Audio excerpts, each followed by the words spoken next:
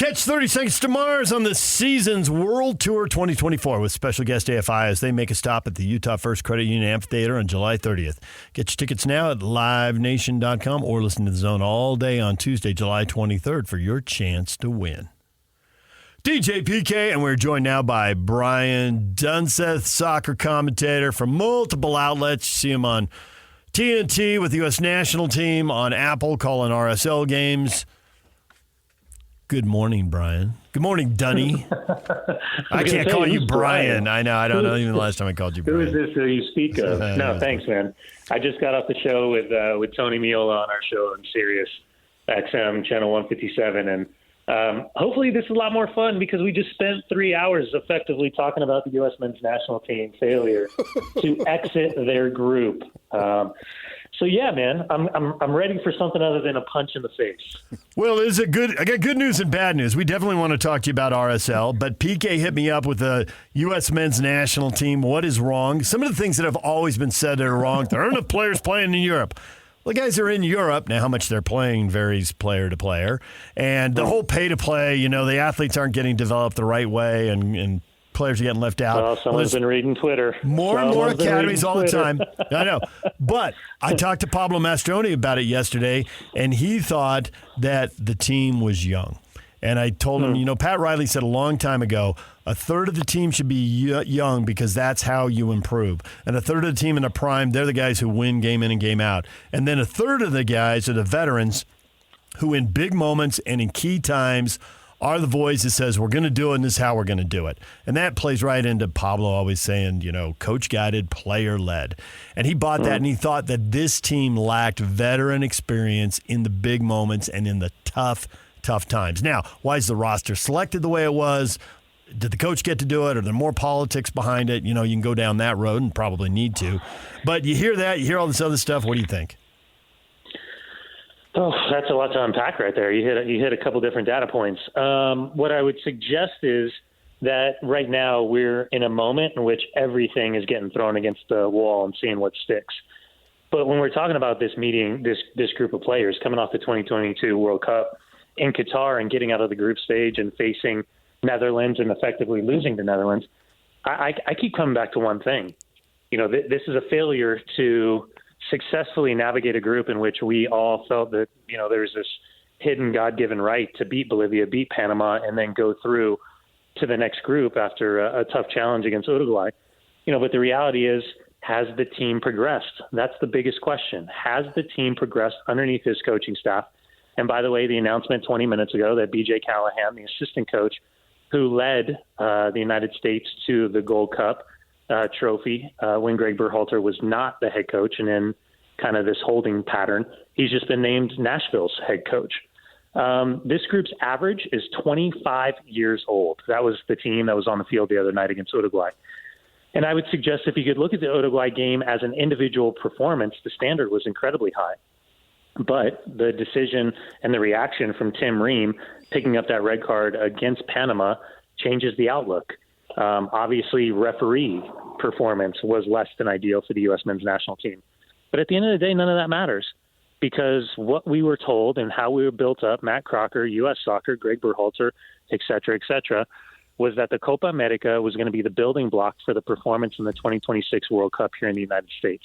This is going to be a dry run. This is going to be an opportunity to play the best teams with regards to CONMEBOL, the Argentinas, the Uruguays, the Colombias, the Brazils.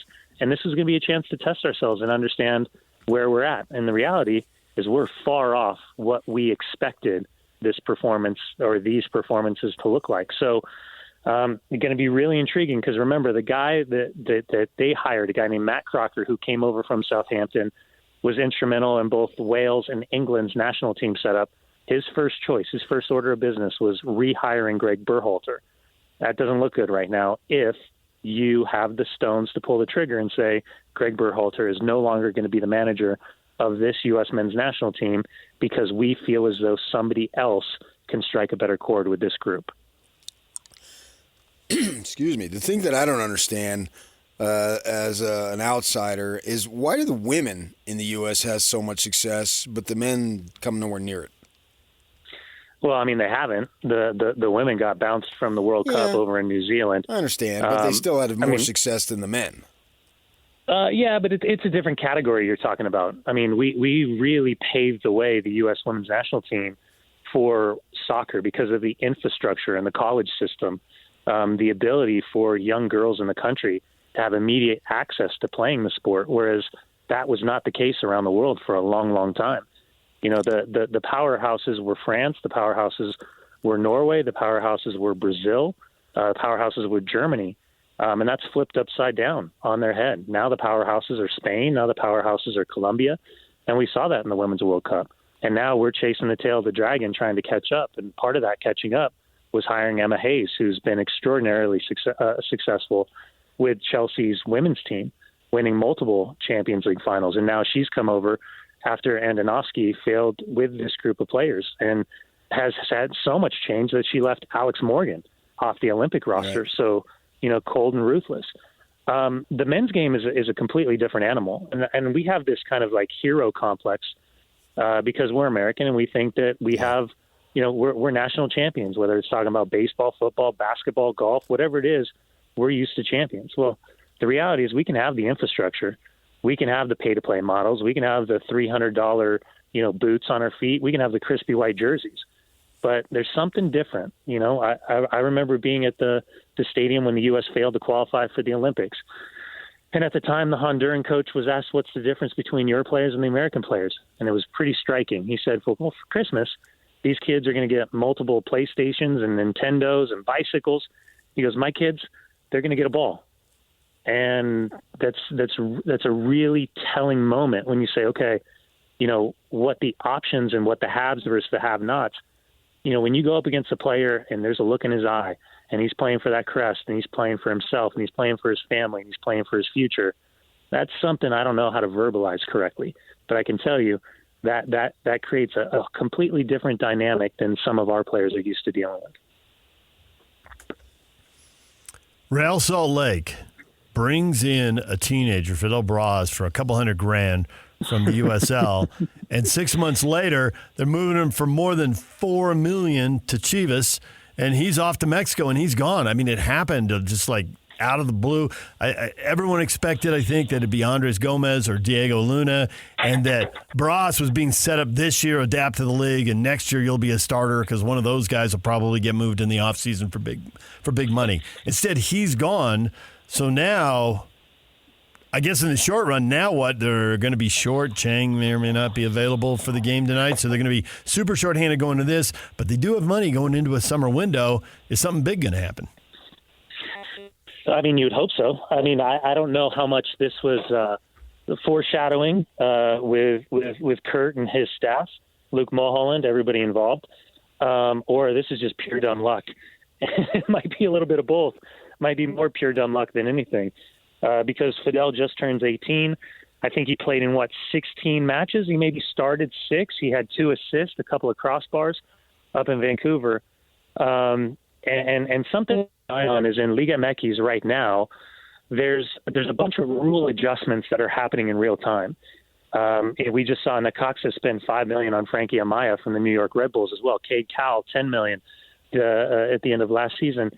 I certainly don't think Fidel Barajas is worth $4 million right now based on performance. But if you're talking about what his future looks like for a dual national and a Mexican-American who has already played for the Mexican national team at the youth level, is eligible to play for the U.S. men's national team at the national team level as well if he makes his one-time switch, the sky could be the limit for this kid. But to your point about Andres Gomez and Diego Luna, I don't even think Kurt and ownership picked the phone up if the opening conversation inquiring about those two players isn't starting at the $10 million mark. DJ, you and I, we're old goats. Man, we've been around for a long, long time. We've seen this league grow in real time. I stutter just to try to think about how I'm going to verbalize what the present is and what the future looks like.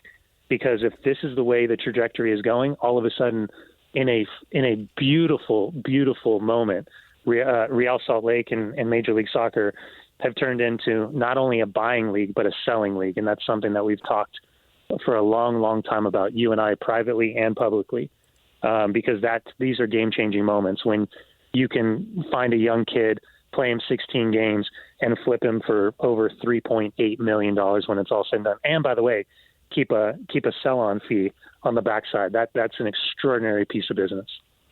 What's your level of surprise? I don't know if that's the right word, but just the amount of success that they've had to this degree. For Real Salt Lake? Yeah. I mean, I had them as a playoff team that was, in hopes of potentially hosting a game. Unlike, previous years where you're sneaking in right at the very last minute. It all has to do, it starts with, I think, ownership and what this group of owners have tried to do. It trickles down into Pablo and his staff, which at the time I was very critical of the assistants being pushed out the door. Matty Taylor in particular going and coaching LA Galaxy 2. But it's turned into an unbelievable amount of success. And I think credit to Pablo for recognizing that what could have felt like a funeral ends up being a celebration. The return of Jason Christ to the club, I think theoretically and maybe analytically changes the way kind of the winning mentality of the past is now a part of the present. And this group of players, I mean, they've continued to grow, and I don't think I could ever verbalize correctly the influence both on and off the field that Chicho Arango has had. Not only in results and where they're at in the table, but what it means to be a good pro. With these young players, I was one of these young players, and I would attach myself to the most experienced guy in the locker room because I wanted to know what he ate. I wanted to know what he was drinking. I wanted to know how he took care of his body. I wanted to know what he was doing in the gym. I wanted to see all the reasons that made him a high-level professional, and I wanted to try to figure out how I could mimic those same things and apply them to the way that I tried to play, and I tried to prep for the game. So, there's not a lot of negatives that have happened this year, even if you're trying to be hypercritical about what this looks like, because, again, I know LAFC's just made a strong run these last 5 games, but if we would have gone back 3 weeks ago, and I said this to DJ the other day, if we would have gone back 3 weeks ago and said, okay, take, if you can, Lionel Messi and Inter Miami out of the conversation, Real Salt Lake is hands down the best story of the 2024 season for Major League Soccer. I just don't see how that story happens without Chicho coming in and scoring 16 goals. Goals change games, 100%. And he gives so much confidence to everybody else in the field. And you got to give honor to Gomez. I mean, he's got his 10 goals halfway through the season. He's really young himself. And there's no way I think he's doing that if Chicho isn't there, A, for the leadership, and B, to open up space for him to play. If the opponent is focused on stopping him because he's the man, he doesn't have 10 goals. But they're focused on Chicho, so he's got a chance to go get his 10 goals. He's definitely playing off him. And I think that goes back full circle. Pulisic, in kind of a Gomez-type role, doesn't have a Chicho. The U.S. doesn't have a 9, and I think to PK's point, on the women's side, because there is youth soccer and because there is high school and college soccer and all this coaching along the way, they've had most of the best goal scorers in the world. And on the men's side, the talent's gotten a lot better, but not at that position. There aren't truly elite number 9s on the men's side playing for the U.S. men's national team. Yeah, and I could deep dive you if you really want to go down the path of thinking about these kids that are identified coming out of these soccer academies, these soccer clubs, and either the pathway to the pros or going to the college game and cutting their teeth. I could talk to you about under 17 national team success, under 20 national team success, but the moment that they get done with that, they go back to their clubs, and in the 3 years it takes to qualify for the Olympics, all of a sudden you're in leagues where these clubs are spending exorbitant amounts of money on proven commodities, players that are going to score, and usually those are foreign players. So what does that do? It stunts the growth, the inevitable growth. I mean, how many times did you and I talk about Aaron Herrera, Brooks Lennon, Justin Glad, guys like that coming back from under 20 or under 23 national team duty, and then they're not going to play because how are they going to go out and outcompete on a daily basis a player that's 28, 29, 30 years of age? And so for a long time, our American attacking players started stunting. They had extraordinary youth careers, but they hit 19, 20, 21, and they weren't seeing any significant playing time, even guys like Bofo Salcedo. So there's different pathways. I think what we have seen since, 94 on, the effect of the World Cup in the United States opened up the eyes to the American soccer player. It took a long, long time, and the adjustment of rules overseas have allowed more and more of opportunity of American players going overseas, where it's ruthless and it's cutthroat and it's different. But in the past, players like my generation had really no access to go overseas unless we were a dual national and we had a passport. My own path. I spent plenty of time at Glasgow Rangers, at Bayer Leverkusen. Spent times playing against Liverpool and Manchester United and Sunderland and all these teams, but I didn't have a passport, so there was no chance I was going to have an opportunity to play over in Europe. So all of these things are changing and easing up the restrictions for the allowance of foreign players to, carve their path.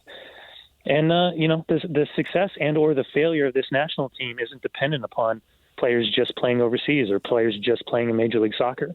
So not one path is the correct one. The path less traveled is usually the right one. And now we got decision time when we're talking about what this looks like for Greg Berhalter, Matt Crocker, anyone associated with U.S. soccer after these dismal performances at the Copa America.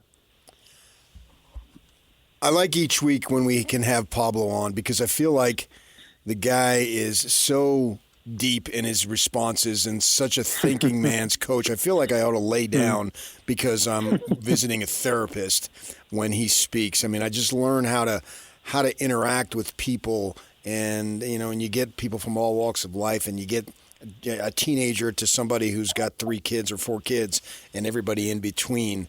So I find him fascinating. What do you think his greatest strength is? Oh, man, I don't know if I'm the right person to ask because I have a different insight to Pablo because I was roommates with Pablo on the national team for a couple of trips. I played with him at Miami Fusion, played against him. And so it's fascinating. I tell DJ all the time, that the Pablo that I knew, that the moment that he stepped on the field and he put his boots on, he was a stone cold killer. He was ruthless. He was destroying people. His level of accountability for the competitiveness and his fire was in a very high echelon of people that I respect, utmost respect. And I can remember the first day I saw Pablo after he retired, and we were down in Arizona, and he was supposed to be the assistant coach. And then all of a sudden, he's straight off the field, a la Jason Kreis, to be asked to be the head coach. And it was a huge learning curve. And I think the one thing that Pablo, as you guys have spoken to him time and time again, he loves reading. And he tries to absorb everything that he's reading from a leadership perspective and a team perspective. And he's very calculated with how he's able to utilize, that infinite knowledge along with kind of like this Zen-like presence, right? Yeah. You ask Pablo, like, how his day is, like, oh man, it's bright out here. And they'd be like, but yeah, the sunlight and the rays, and it gives life to the leaves of the tree. But then you've got to think about the nourishment of the soil with the roots, and you're just like, what in the hell is happening right here? Like, are we like on a psilocybin retreat or something? So, yeah, listen, he's extraordinary, man. I love when good things happen to good people, and he's not just a good person. He's an extraordinarily gifted, talented human being that.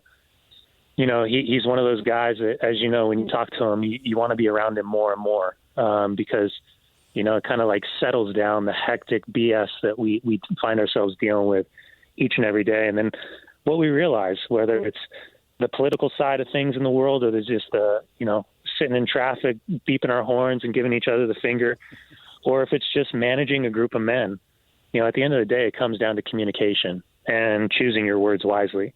And recognizing you can say anything in the world that you want to another person if you say it the correct way.